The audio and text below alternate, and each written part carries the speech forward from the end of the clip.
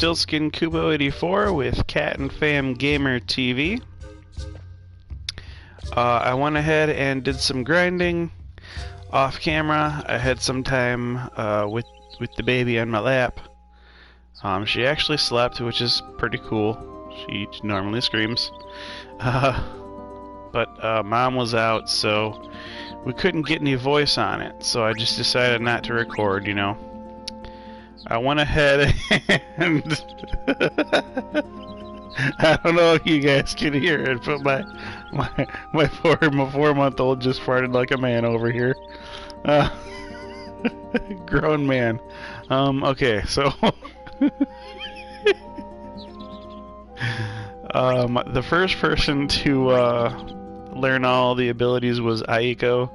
I took her out, replaced her with Amarant, and realized, hey, Amarant's got a bunch of small abilities left to learn. And then she's still going. Oh man. So then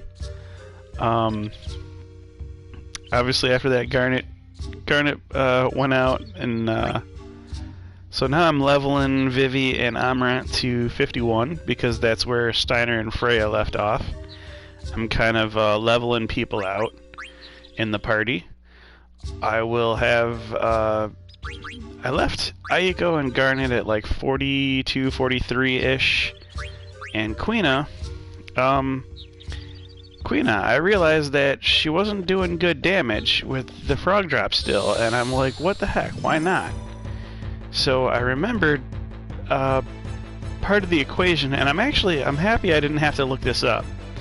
I remembered that the equation for her damage on her frog drop is actually the amount of frogs that she's caught times the level. So, you know, it depends on how much you increase his level is how much the frog drop does, in addition to the frogs that are caught. So I realized at 37 that's why he's still getting terrible frog drop. Thievery, on the other hand, I've been stealing, trying to steal Phoenix Pinions off of these gnolls and Ochus. And it's 73, 78. So, I mean, we're well on our way to being done with the Thievery steal grind.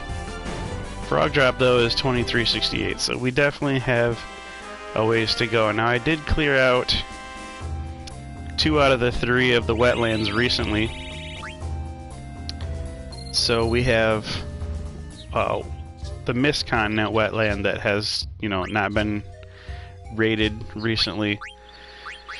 So I got Zidane, I got him I got him equipped up for speed stat boosts. I got Vivi equipped for strength and magic.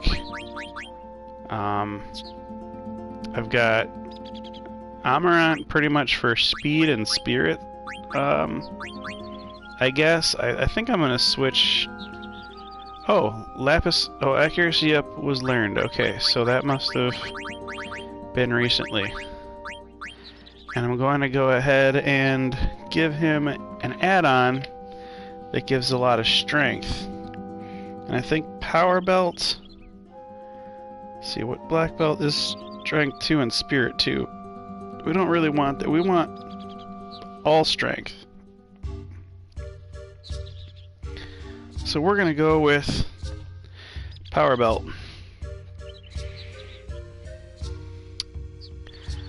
Black Belt would be the next up, probably. Well, Dark Matter is pretty good, but you know, unfortunately, you can't get like 4 Dark Matters in a game. That would be sweet, but we're not balling on that level right now.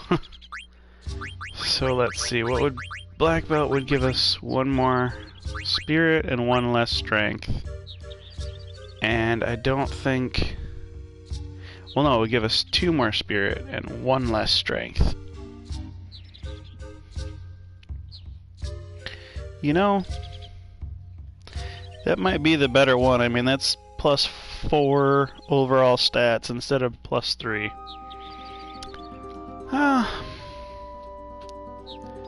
Yeah, I guess. I don't see why not. We'll do Black Belt. Because we're still getting strength up there at the same time as spirit, so that's good.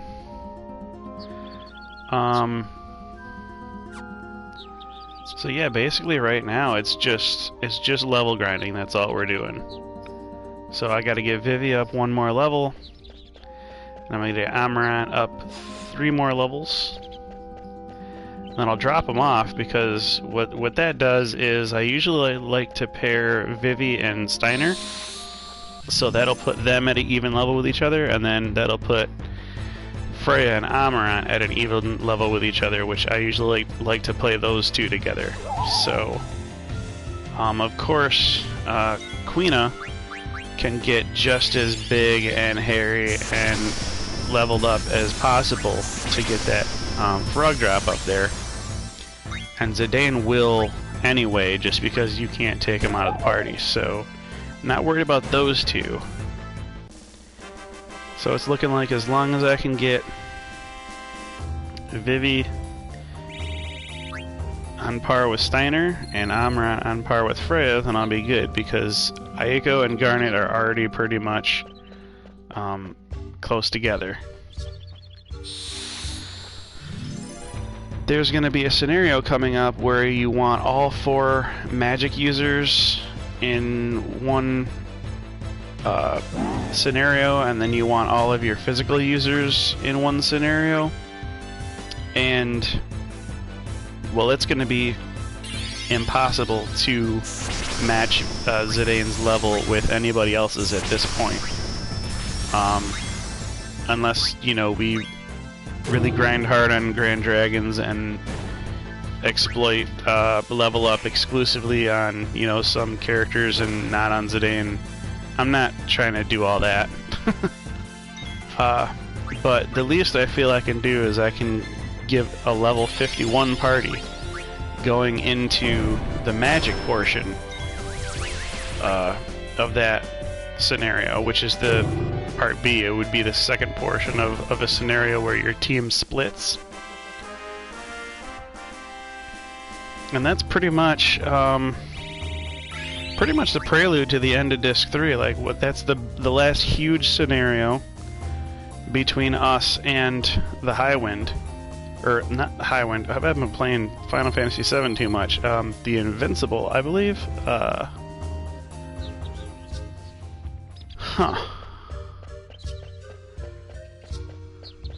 Yeah, I have to remember. I don't know. The Invincible is the airship that we get at the end of the game. What's is that? Can't be the Vilchants, could it?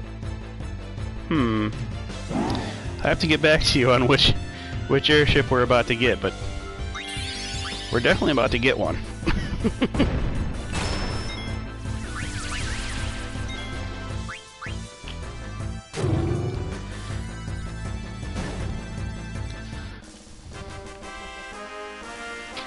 Let's see. Oh, I think it's the Hildegard, actually.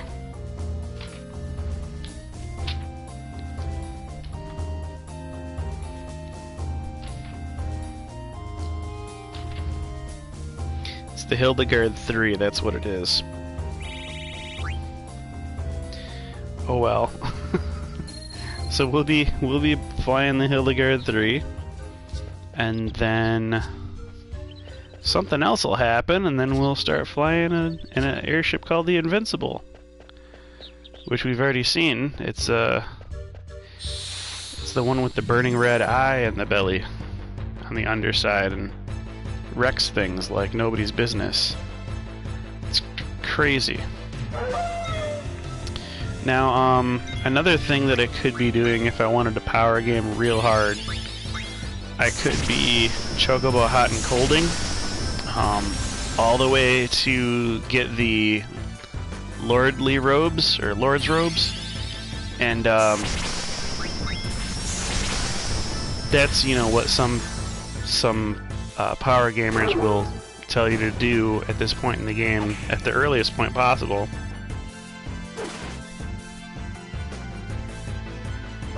Because what that is, it's the only clothing in the game that gives mages a speed +1. Mages have no other speed increasing clothing, so they only have add-ons. And they don't get speed through armlets, and they don't get speed through hats, so that's pretty much half of their slots of their ability to gain speed. I'm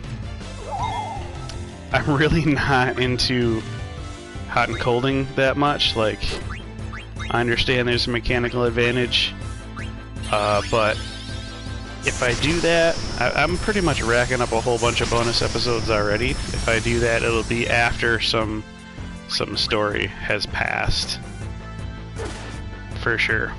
And the other thing is, I want to get some more story done because we have some chocographs that have not been revealed yet, or released or whatever. We can't win them; they're unwinnable right now. And so, at the point in the story where we can finally win all of the chocographs and then go dig them up and get the equipment out of them,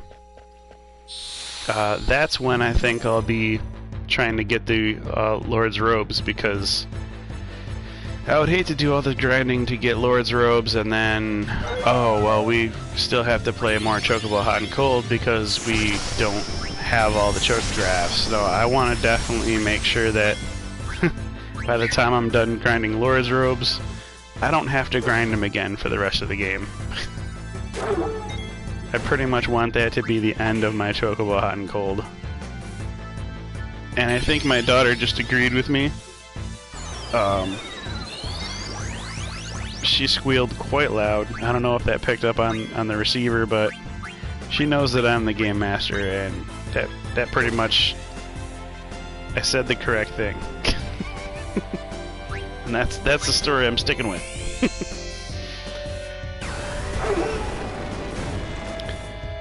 She's over there being all cute.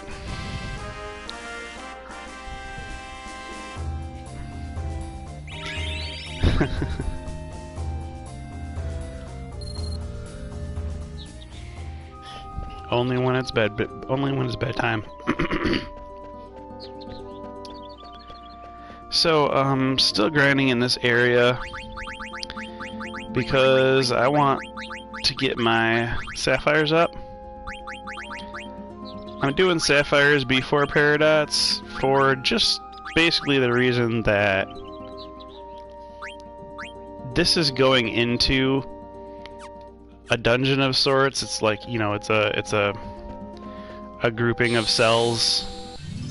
It looks overworld, but it's not on the overworld map, so I'd rather get the sapphires done first and then worry about Paradots, because Paradots you can just easily go on the world map on the outer continent, and you know they're everywhere. You can just, you know, as long as you don't go by the Eiffel tree, I think the Griffins are pretty much all around the other side of basically the front part of the outer continent. So the first part that you encounter in the game.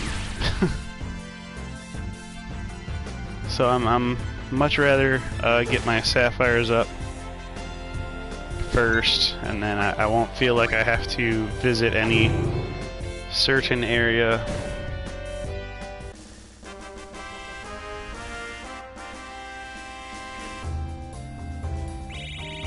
It's really just a matter of taste.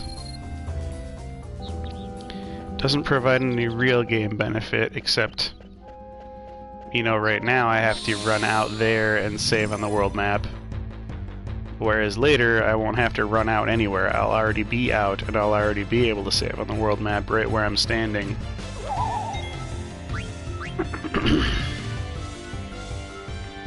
So I'm not really sure if I'm gonna get all 99 sapphires or Paradots at this point in the game. What I am sure is that I'm gonna try. For the rest of this video is basically going to be a level grind. And then if there's you know, still some leveling to do after the video. I'm basically just gonna do that off screen, I think, because you guys have seen enough grinding. And I think after this video here, it'd be good to get you guys some more story. So that's what I'll be doing. You guys, since you know that, you know, I'm basically leveling up everybody to 51 or as close to 51 as I can possibly get. Yeah, expect that. Expect story on the next video, and we'll be rocking and rolling.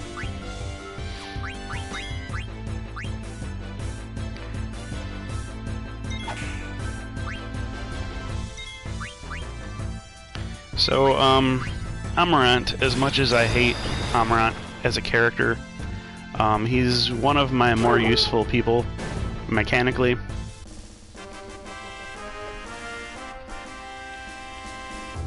Being that he's got that pretty cheap magic damage move, the No Mercy. Whenever the gnolls vanish themselves, he can use that and still hit them. It's not a physical attack.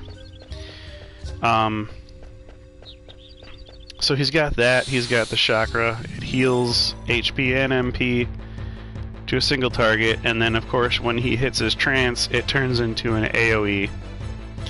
All of his flare abilities turn into area of effect when the trance, the Elan, is activated.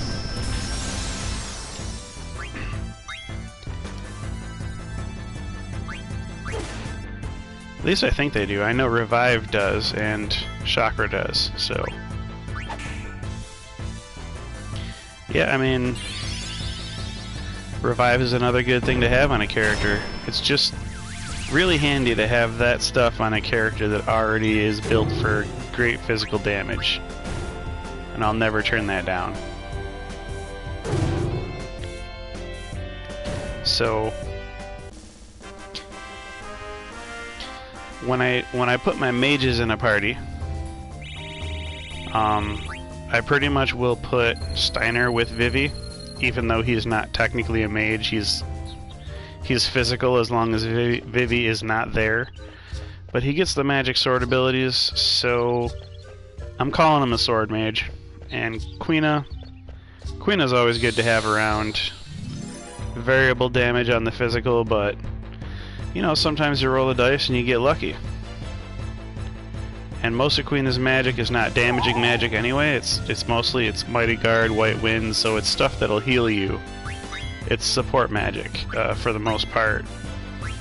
And the attack magic that Queena does have is like Limit Glove, which always does 9,999 if you have 1 HP anyway, and you know, Frog Drop that always does a multiple of, you know, the frogs you've caught and the level that she is anyway. So it's not like you have to have a huge magic stat.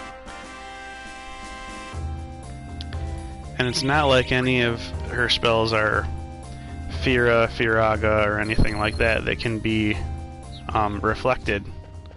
So even though Queen is a mage, Queen is a blue mage, she's a weird mage. You can't really, you know, can't really get away from the magic that Queena does. Huh? Oh.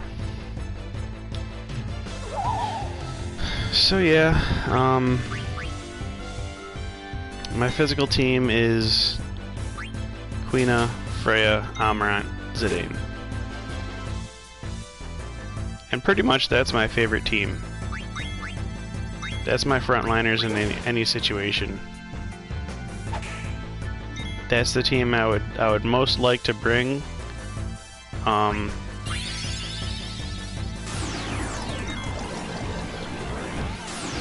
actually, if we're talking about, well, if we're talking about not splitting up between mages and physical attackers, I probably would forego Amarant. Like, I probably would put maybe Aiko in, because at least Aiko has Phoenix. So if we do TPK and get a game over at any point in time, which is highly, highly improbable, this game is super easy if you know how to play it well. Yeah, then we would have Phoenix, and the number of Phoenix Pinions in our inventory would, you know, give us a chance at being revived immediately.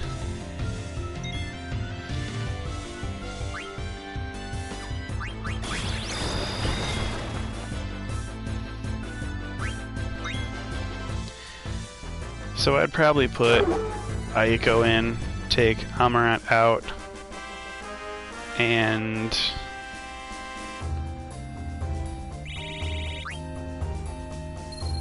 in some situations I would say that I wish I could take Zidane out and just put Aiko in and have, you know, Amarant, Aiko, Freya, and Quina.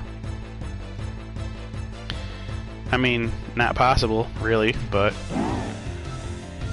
Zidane gets to a point in the game where all he really does anymore, if you've stolen everything you need to steal, pretty much gets to a point where all he does is attack and hold a lot of hit points and be a big meat shield. And thievery is always 9,999, but if you've got Quina and Freya there, you're not like seriously hurting for damage. And if you've got if it's a choice between Amarant and Zidane, well, Amarant still has no mercy. It's not all 9s, but it's pretty good. It's decent damage. It'll do 6,000-7,000 if you level Amarant right with the right equipments and status ups on every level up that he has. So, you know, to add in another person with Phoenix, and to not have to take out Amarant with his revive and chakra and all that, I might almost put Aiko in if I could take out Zidane.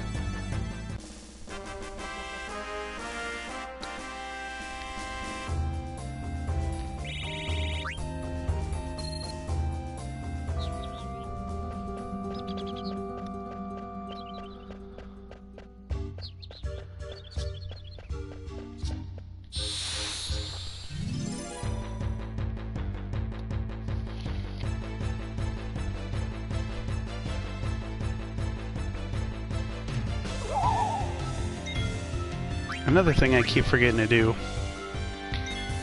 I think I'm going to want to do this too. I'm going to want to put Quina up in the front. I've had her in the back for a long time. I'm not really relying on Quina for a bunch of damage, because I've got Amarant and Zidane out there, but I think I'm gonna go ahead and put Quina out in front. I didn't do it at first because, you know, Quina was level 37, didn't have a whole bunch of hit points. It was like 1964 or something like that. And I wanted to get Quina over 2,000 before I even thought about putting her up front.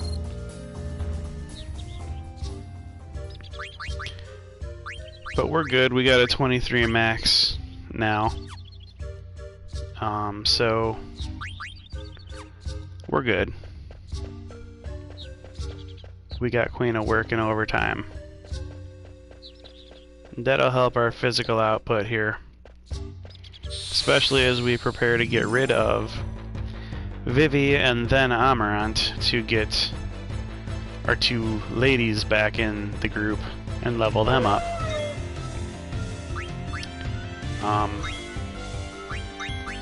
We're definitely going to want Quina to take some more physical responsibility here.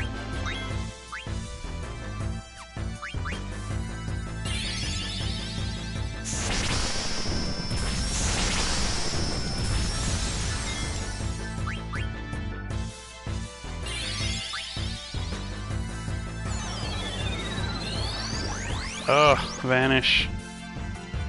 That's no good. will be missing. And Zidane too, huh? Wow. Actually, the success of Steel doesn't change when Vanish is applied.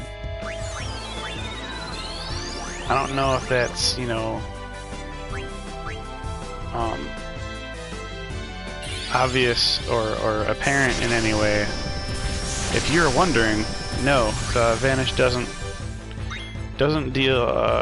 diminish your Steel chance. Not in any way that I am aware of. Well, we didn't need that No Mercy, but we got it.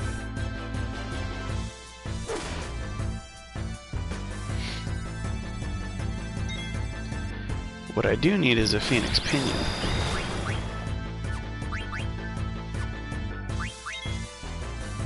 There we go. Happy about that. I think I'm coming up on 50 or 60 Phoenix Pinions as well.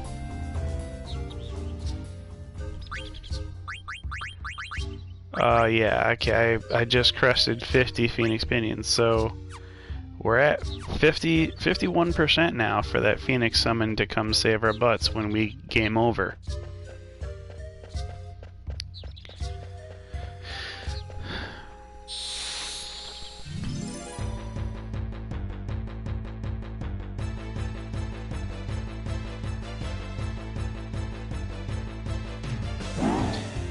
So there definitely was a part in the beginning of the game where I was selling those things like wild, and you know, it kind of made me cringe because at this point in the game I would have maybe like 70 or 80 of those suckers. But at the beginning of the game is when you need the money the most. We don't need it now. Looking at my gil, I mean, we're gonna see how much I got.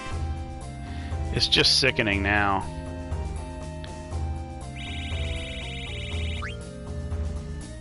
I have like, yeah, 350,000 gil almost. So by the next time, yep, 350,000 right after this battle. So by the next time we hit a synthesis shop, there really should be no need for me to go make some more money. I'll be shocked if I do. With that kind of gil laying around, I pretty much plan on being able to go in and wipe out the next synthesis shop that I get to.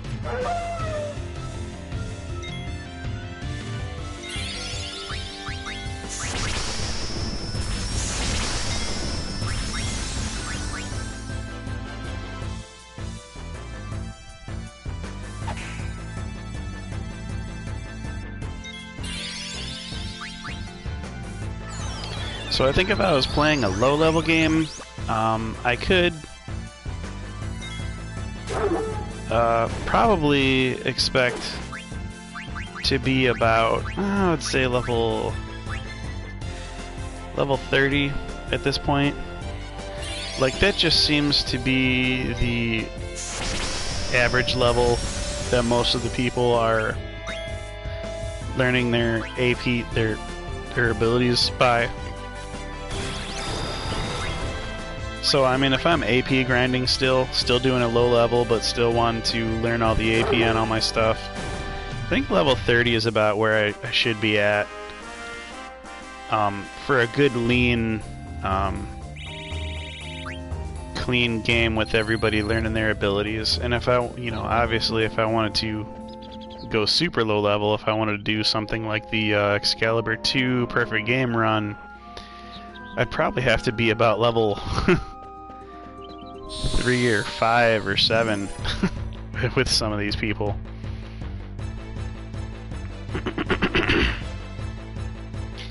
But I think if you're not doing Excalibur 2 perfect game run and you're just sort of running through as fast as possible, you know, doing a speed run, not really caring what your character's levels are at, just going after the story, I think you would tend to average maybe about level 20 to 25 at this point in the game.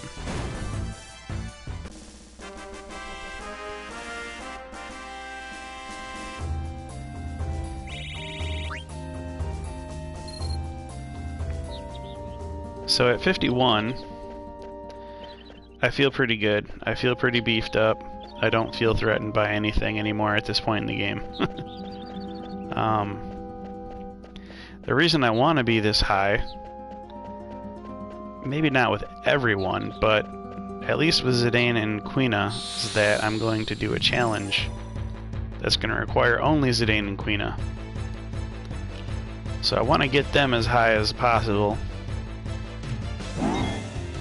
to be able to meet that challenge.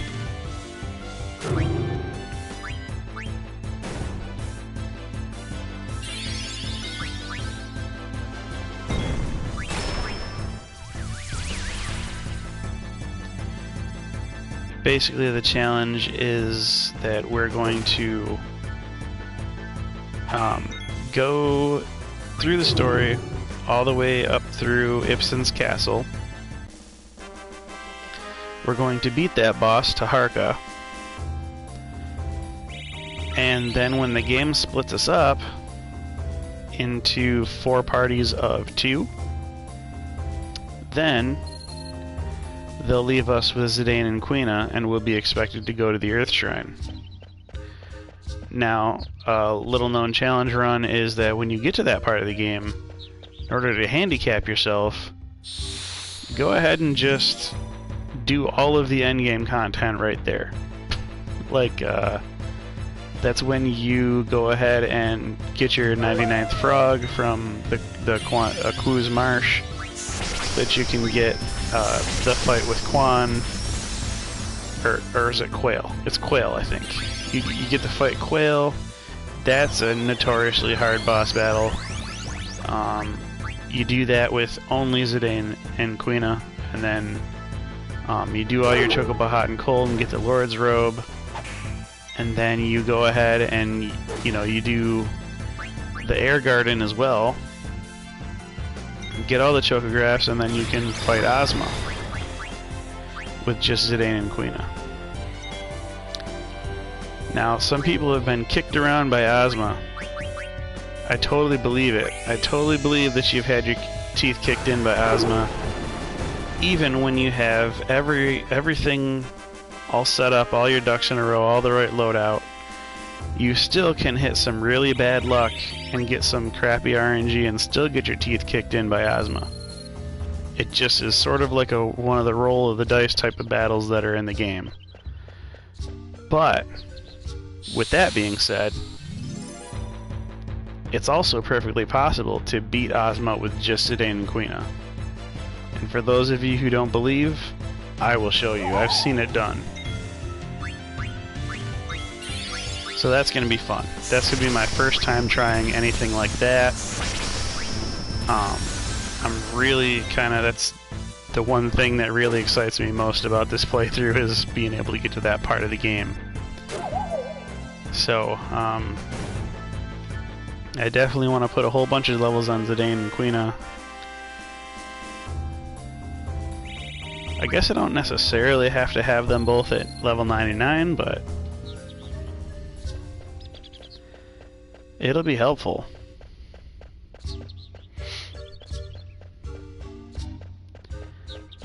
Frog Drop will get a damage reduction if Queen is not at level 99. I'm gonna have to deal with that. That's gonna be tough.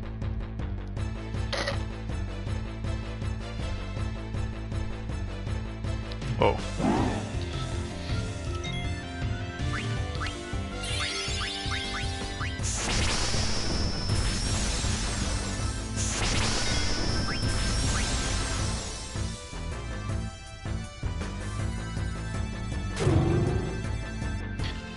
And I'm willing to bet that by the time I get the weapon that teaches Freya her Dragon's Crest ability,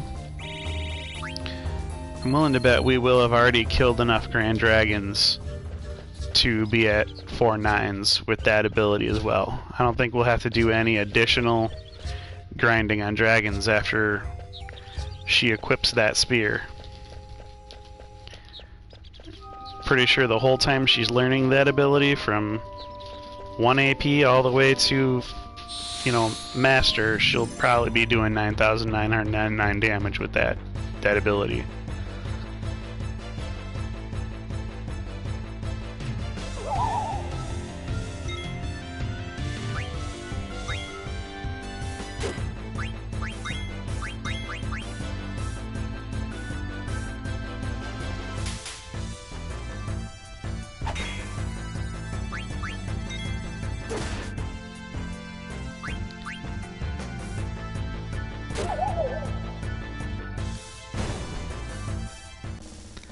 So, at the point where this is far in the future, but at the point where my characters are all at level 99, I anticipate being able to show you like a good sort of a, you know, decent attempt at getting their max stats. It's not going to be totally optimized or anything. It's not going to be like a perfect game, sort of an optimization. But it'll be like based on what I want to use them for, and you'll have a good, you know, a good frame of reference of what, you know, your stats could kind of be, the range that they could fall in. If you were doing, you know, any kind of halfway decent with paying attention to their equipment while they're leveling.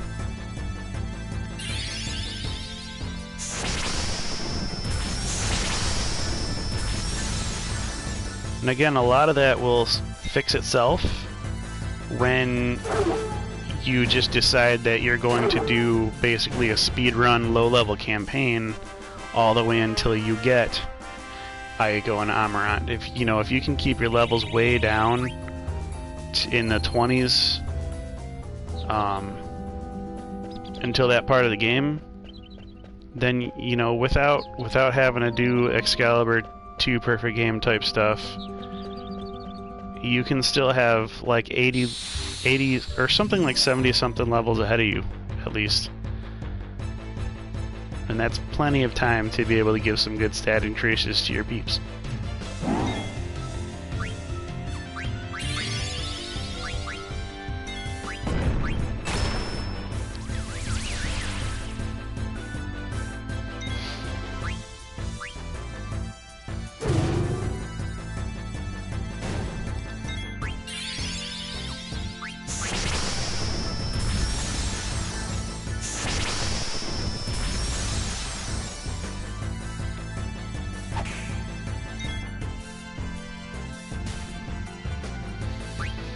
I'm always thinking about testing thievery after the fact of killing the trolls. Trolls are basically your avenue to test what thievery does. It's like a good way to keep track of your increase.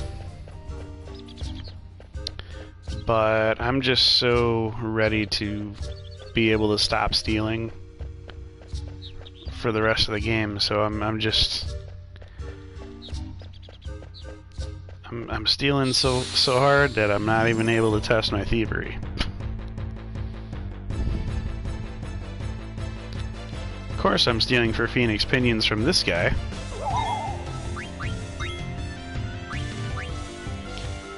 Next bunch of trolls we'll try to remember. Or, I mean, ogres. Ogres, trolls, what's the difference?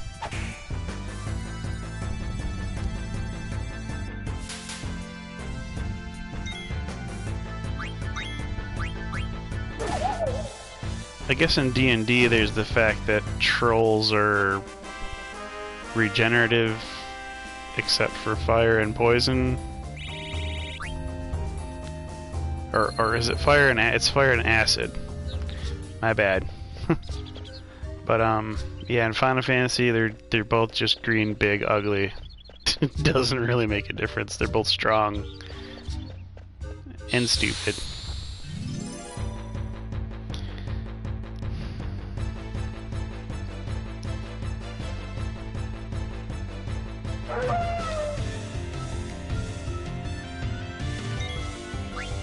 By the way, guys, have you heard that howl that Knoll does?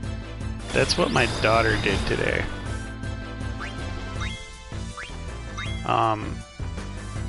It wasn't that low though. It definitely was like the most high-pitched squeal ever. And you would think that with something like that, you would catch me being a negligent parent, like, you know, accidentally pinching her, or, oh geez, I don't know, like, dropping her, or having rolled over on her, or whatever. What did I do to get that squeal though? I took her bottle away to make sure that all the milk was getting down into the nipple, and I hung it upside down in front of her face for a second, and just this dog high-pitched frequency squeal came out of this child, and it just wrecked my entire eardrum. My wife was calling me a drama queen, but I mean, it really did. It gave me tinnitus. I was ringing for like a good 5-10 minutes. No lie. So this baby is vicious. Well, yeah, that only proves my point further. My wife's bringing up the fact that I used to listen to heavy metal, so I mean, my ears are trained for this. I'm supposed to be able to handle violent sounds. And I listened to the Mariah Carey Christmas album, so I mean, it's not like my ears aren't used to this. So yeah, my daughter's on some higher level here. She's 4 months old and already making large grown men cry.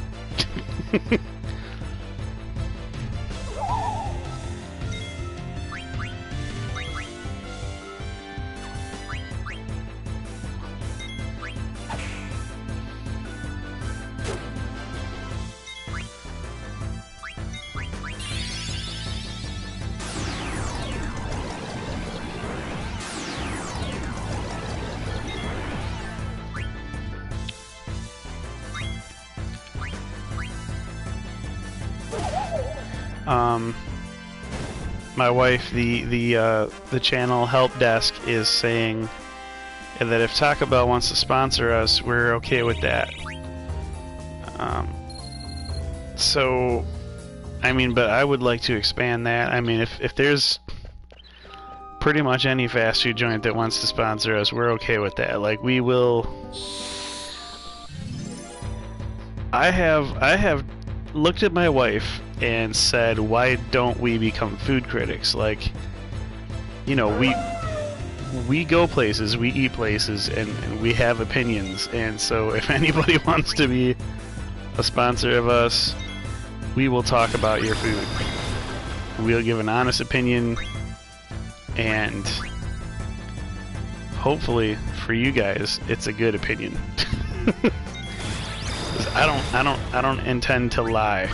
If I become a food critic, I don't intend to lie about, you know, how good the food was.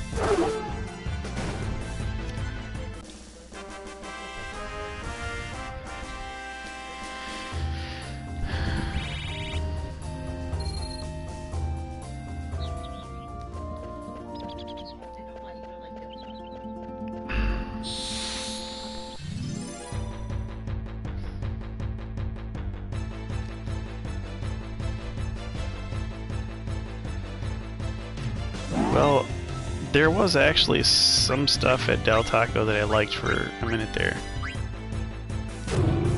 Like, I'm not gonna count them out completely, but I mean, clearly Taco Bell is the superior. I'm not even sure if they have the thing on the menu that I used to like at Del Taco anymore.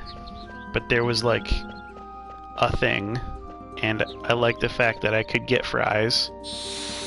But now Taco Bell has fries. Yeah, I mean, they sure take a toll on your stomach, but they're real good going down.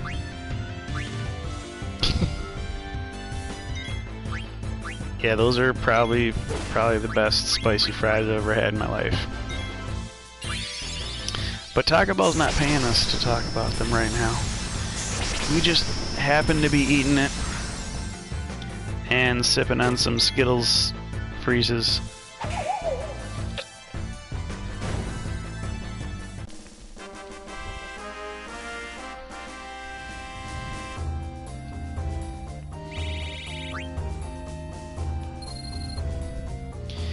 I keep thinking that I want to, like, make up a list of questions, bonus questions for the bonus episodes. Like, trivia questions about the game of Final Fantasy. I don't personally think that I have time to curate that list of questions, and I don't think that you have the knowledge of the game that's needed to ask the most challenging questions. So, and besides which, there's already a Ragtime Mouse quest line, and I'm not really being able to encounter the Ragtime Mouse because, unfortunately, I haven't been doing a lot of walking around in forests. So, until I venture into more of the forests of the top world, I don't think we'll get a whole bunch more Ragtime Mouse.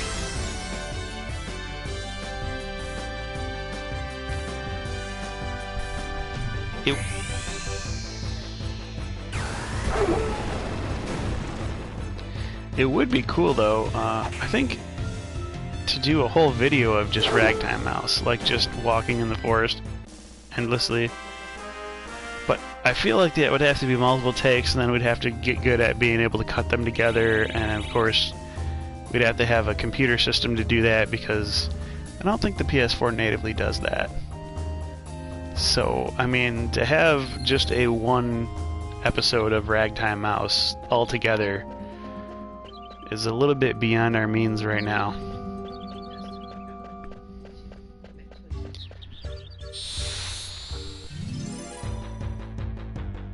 I mean, I've only done like 1 or 2 questions maybe of the Ragtime Mouse, so I still could do like all but the first one or the first 2 of those, and we could still chop that up into an episode. Matter of fact, I think all of the Ragtime Mouse questions that I have done are on video somewhere, you know, within a bonus episode or within a regular episode on this playthrough. So if I remember correctly, we could, you know, if we just had a way to chop it all up and splice it together, we could probably still make a Ragtime Mouse full video at this point.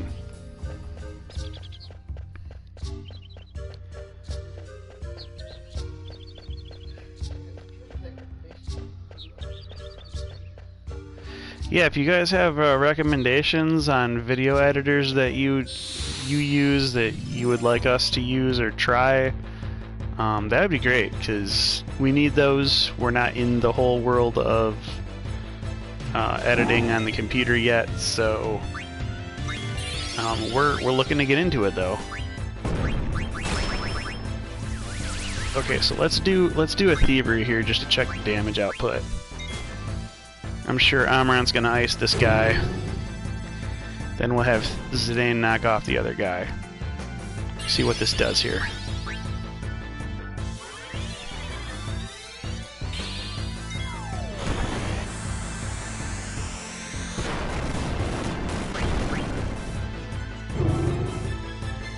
$79.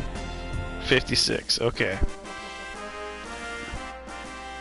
We're not at 8,000 yet. I was hoping to be at like 81 maybe, but we're close. We're getting there. We're getting up there. It won't be long until we're at 4 9s. And then I can stop stealing randomly for the love of a mic.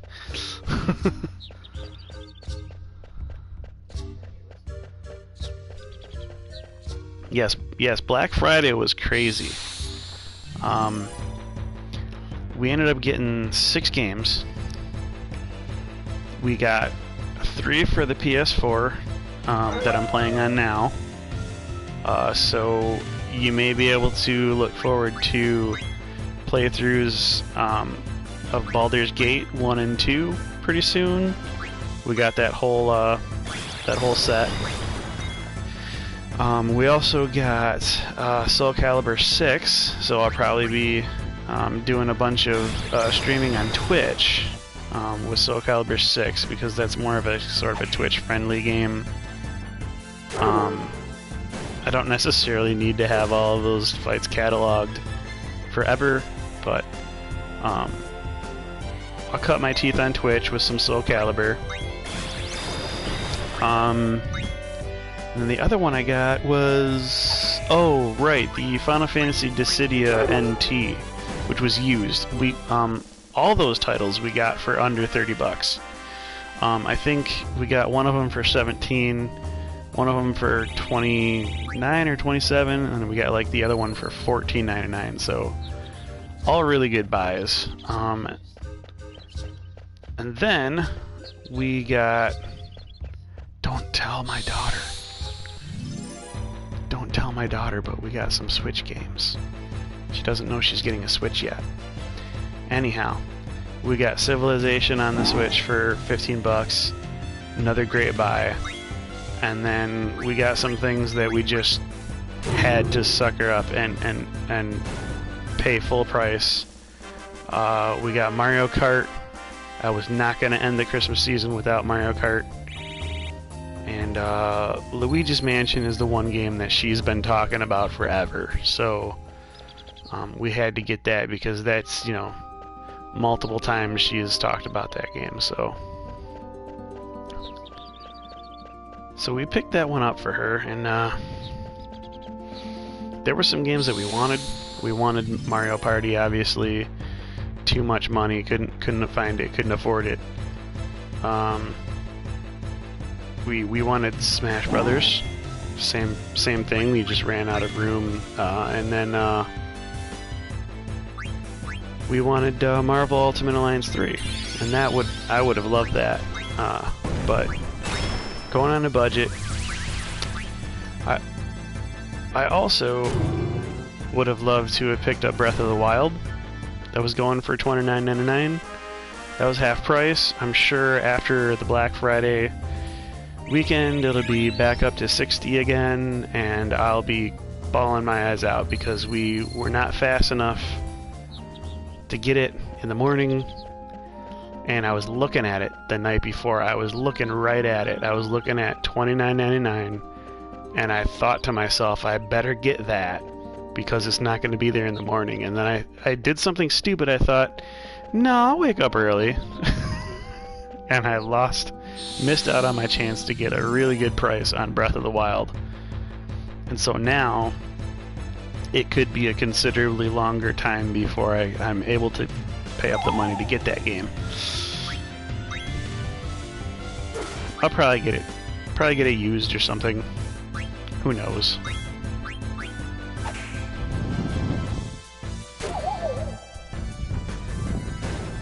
But yeah, so we had a pretty good list of about, what, say 10 games, and we walked out with 6. And at all of the price points, I would have walked out with 7, but 6 is good. 6 out of 7's fine with me. So actually, Dissidia NT was sort of an afterthought. That wasn't even on a list or anything. That was just something I found for $15, and that was a really good buy. So I'll probably do that on Twitch too. That seems like a Twitch-worthy game. I also wanted Tekken. I wanted Tekken 7, and we just couldn't find it anywhere. It would have been cheap. It probably would have been pre-owned. It probably would have been a great buy, but we just didn't find it. And we checked with the guys behind the counter, you know, at GameStop, and they were like, "Oh yeah, well, in the area, there's not really nobody's carrying it. It's nowhere." So, apparently in our area, people who buy Tekken like it enough to keep it.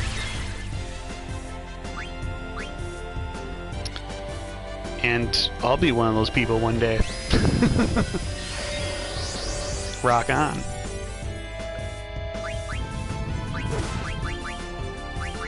What is it? What is it?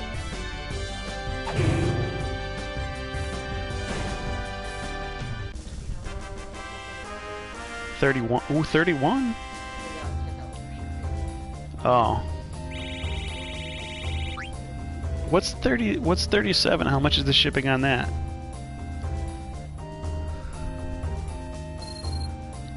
I'm gonna stop talking about this on camera because people might go and snipe my deal. Oh, okay, well, so it's still going up, so, well,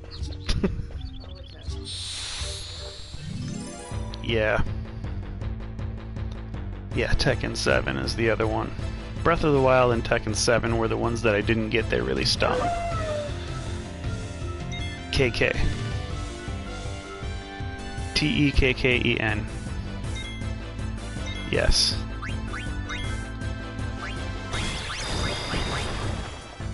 I don't know.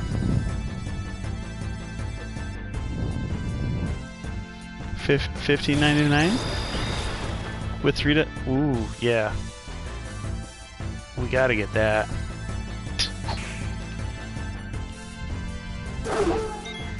Yep. So at these prices, we may not be done Christmas shopping, but we're definitely done Black Friday shopping. That's for sure.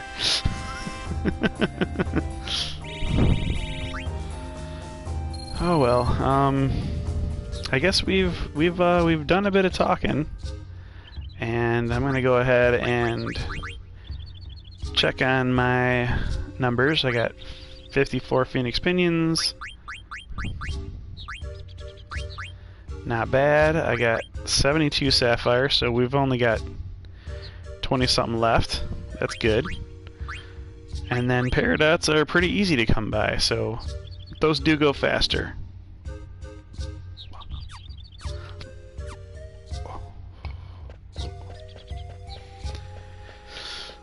So, I'll do some more grinding on stones. I'll probably do some grinding on Grand Dragons. I don't expect any of it to be televised in a bonus episode. Just because at this point, even the creator, even I'm like, yeah, that's a lot of bonus episodes. But I did want to post this one just to give people context on, you know, everybody learning their abilities, getting caught up, getting evenly leveled, and so that people understand where we're at when we start back up again.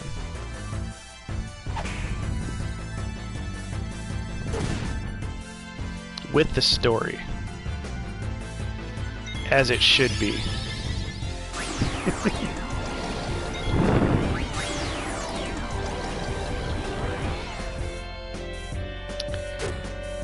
Hopefully I'll be able to get into a fight right at the front of the next story and show you that thievery at 9,999. That would be awesome. To start off the next story segment with just an impromptu battle with max damage on thievery. That would be great. I plan on doing that.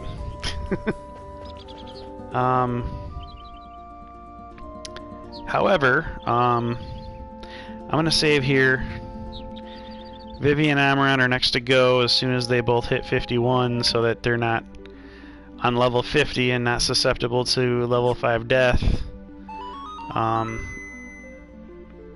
That'll be a done deal. So, this has been StiltzkinKupo84 with Cat and Fam Gamer TV.